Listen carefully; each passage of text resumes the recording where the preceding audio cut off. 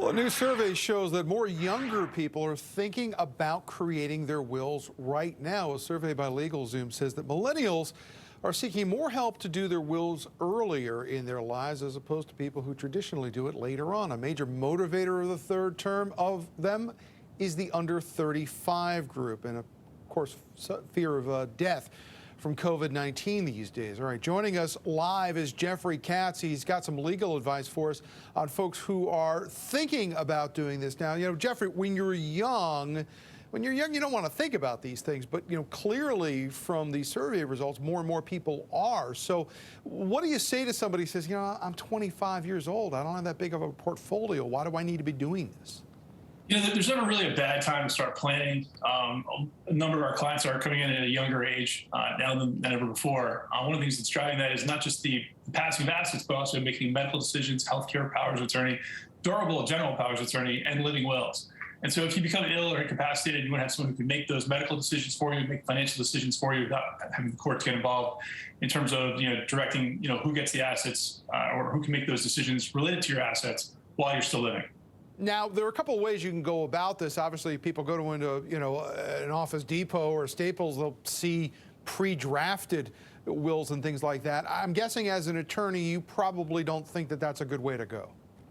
I think anybody who has a plan is better than someone who doesn't have a plan. I mean, the challenge with a lot of these pre-drafted documents is that they're not typically, or in many cases, executed correctly.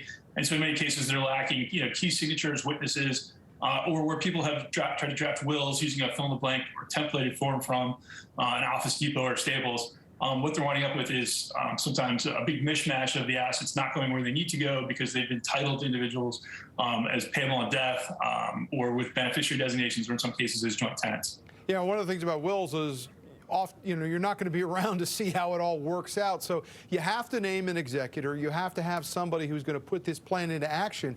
How closely should that executor work with you as you're drafting this so you can make sure that your wishes are abided by?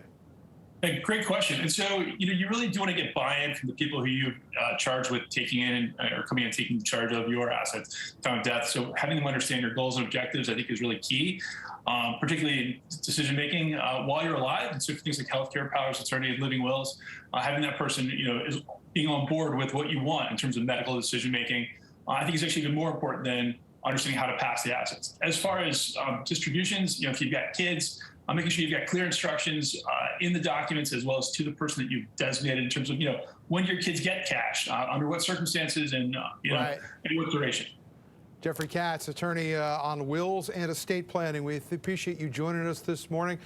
Hopefully none of us have to deal with this anytime soon, but like the Boy Scouts say, be prepared.